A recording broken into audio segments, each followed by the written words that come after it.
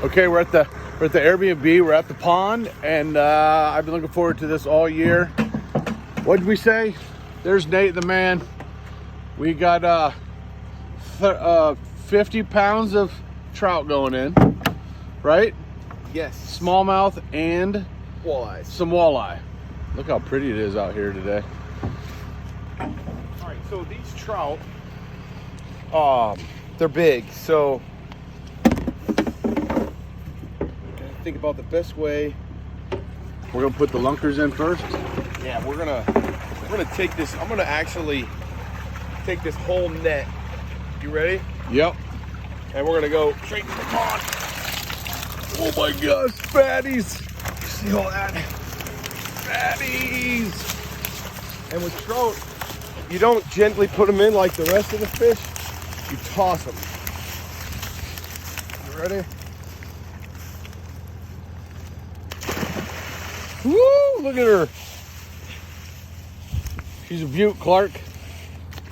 And you toss them, and that just kind of gets their gills going. The rest of the fish, you put them in nice and gentle and let them ease out. But these guys, you flush them. Look at yeah. So those are the lunkers. Looks like we've got a hole in our net. We got a little hole in the net. Might as well figure that out in the first round today. Yeah.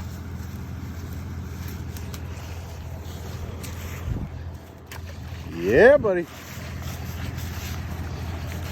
So this is where everybody stays all summer. You guys can book it in the winter here. And then talking about this on the podcast the other day, Herman Brothers Fisheries, and we have all kinds of cool fish in here. And then they'll take these buckets.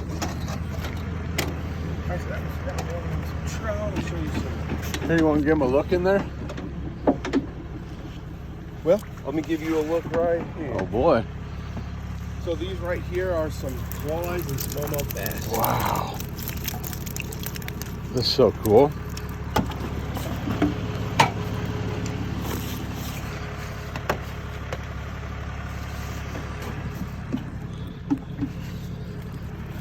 I sure had fun catching the walleye from last fall.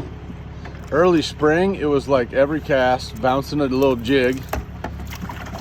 And I haven't caught any of the smallmouth, but we only put like 5 or 6 in there last year. Yes. So how much do you guys deliver all over? Oh my gosh, look at them. Little bronze backs. How far do you deliver? We deliver all over Illinois, Iowa, Indiana, Kentucky. We got trucks on the road, 5 trucks on the road every day.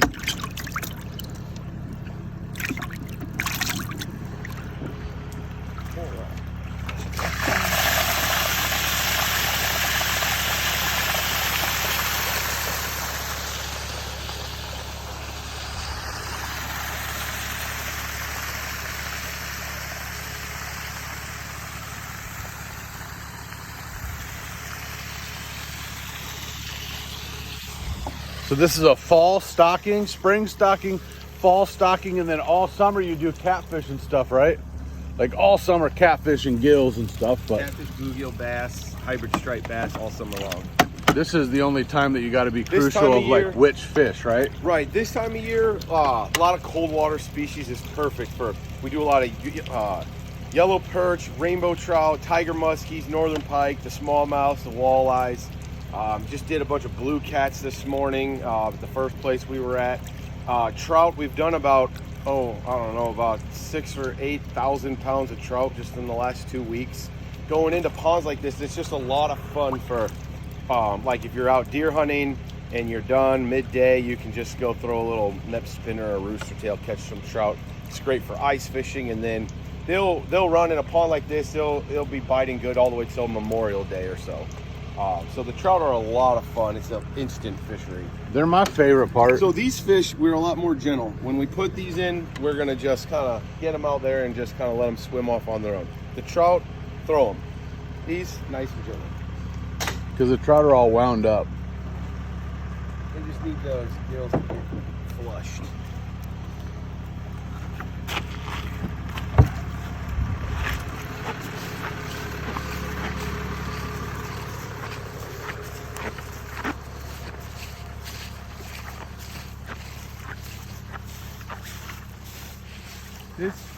part of the this part of the segment is brought to you by Crocs.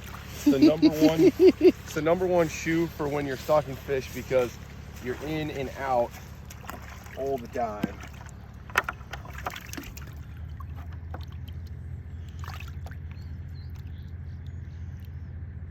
Oh yeah, look at that big old walleye.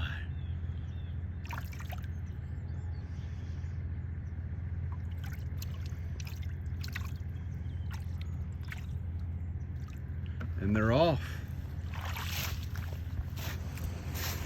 So this will be our second year of doing these guys, won't they?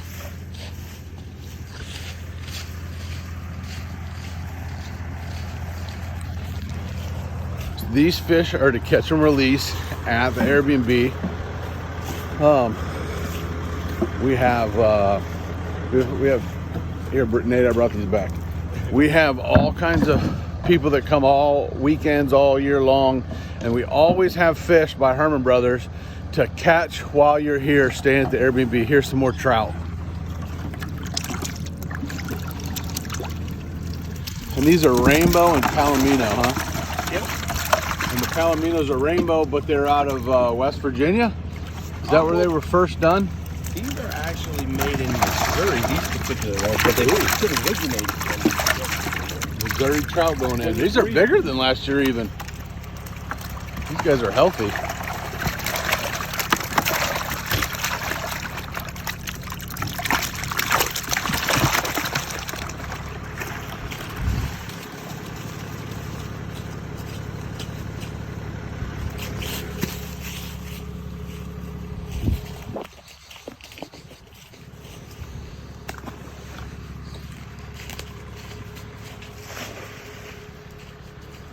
We had one escape. I had to throw him in.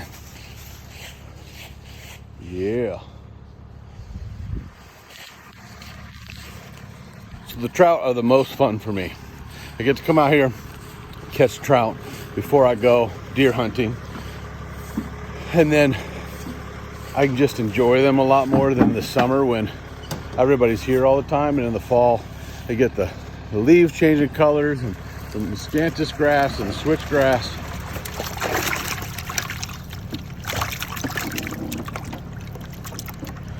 So they can just call you and get and put their own order in. Absolutely. All year for the trout, huh?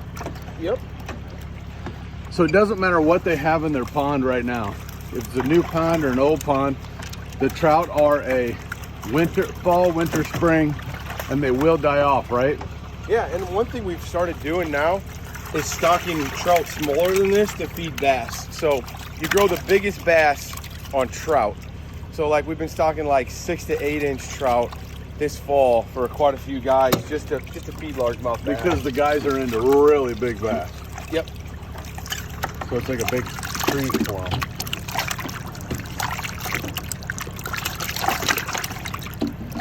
All right, that's our last one. Nice. Look how cool color it is.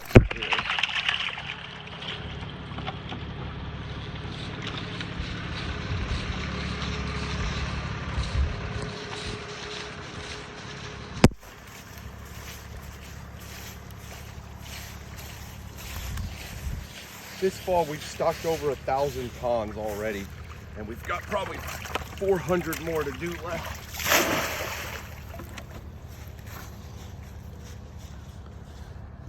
Oh boy.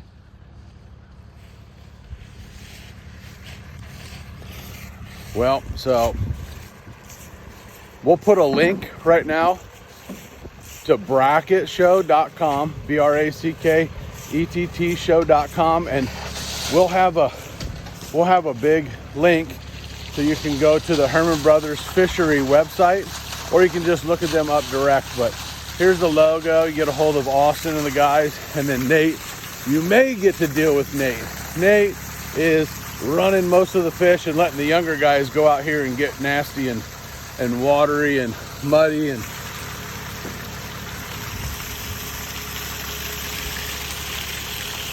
so how many other, so you'll put somebody's order in 4 and 5, and like mine were 2 and 3, and then you'll have this and you'll go to a different place? Yeah, so I've got 10 holes on this truck. We started loading at 4:30 this morning. I'll go to 6 different places. You know, the first guy got blue cats, you got smallmouth and walleye, and then you got the trout. And then here I've got another guy, probably 10 miles from here. He's gonna get a whole load of these trout right here. And then the coolest fish on the planet, these are Titan bass. These were actually born this year, and we've already grown them to that size. So be on the lookout for Titan bass. It is the ultimate. More in the spring, right? Yeah, oh yeah, we'll raise 30,000 More of of them those next in year. the spring. Yep. Because the ones I got now have zoomed up to 3.5 pounds. So I feel that we got to be selective this next spring, and then get some new, what is it? Just kind of new blood, new breed in there with them. So here's the biggest thing. People understand genetics in deer. They understand in sheep and pigs and cows and horses. You can't just take 2 cows, put them in a pasture, or even take 10 cows, put them in a pasture and say, hey, 30 years later, I want this to just be the best genetic, best tasting ribeyes on the planet. It doesn't work that way, or the best milking cows, or the best show cows. You take the best genetics and you want to breed for those. And so with fish, this is a closed pond. There is no new blood entering this gene pool unless he puts it in, okay? So there's no other bodies of water in the watershed. So if he doesn't diversify those genetics on the largemouth bass, he's just gonna have the original fish breeding with themselves for generation after generation, and doesn't typically lend well to a great fishery, you know, 20 years from now, 30 years from now. And that's what these guys are, is this new strain is just breeding that growth and that veracity into them, right? And that's why they grow so fast. That's why they strike everything, and they... Well, and so then the advantage is, like, so a bass that's born in this pond, which a pond is a closed system like we talked, so not only is the genetics tough to overcome, it's the environment.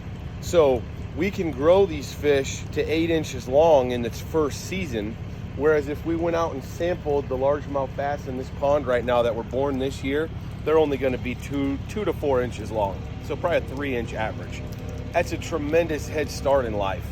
Absolutely. I mean, it's kind of like you take a white-tailed deer and you take all the stress out of its life, and it can grow really big. Yeah, like for the first 6 months, you kept them safe and kept them in a little piece of woods, and then you fed them and fed them and fed them and fed them and gave them safety. Ready. And now they're ready to overcome the limiting factors of where they're gonna. That's a golden shiner. Yeah, that's a freebie. That's a freebie golden shiner. Gotta feed them. So when you can overcome that, so like that limiting factor would be the first year of life is a really tough one for a largemouth bass because it's just competing so much. If we can take that out of the environment, grow it in a nice nutrient-rich environment, and then put it back in, oh man, it's gonna explode. It's just got a giant head start. That's how you grow 3 to 5 pounders consistently instead of 12 to 14 inchers consistently. Well, thanks, brother. Yeah, thank you. The trout are my favorite part of it, and I mean, you can go anywhere and catch bass and bluegill, and we got like 6 different kinds of hybrid that you guys put in 2 years ago. But the trout in the fall, my favorite. Okay, guys, give them a call. You can go check out the Airbnb too. This is the time when the miscanthus grass is beautiful over there, and we got the feeders going off, loaded with fish. Leaves are falling. Beautiful switchgrass, giant deck you can hang out with your family, but no hunting. That's mine. But yeah, this is beautiful, beautiful place. Thanks, Nate. Hey, thank you.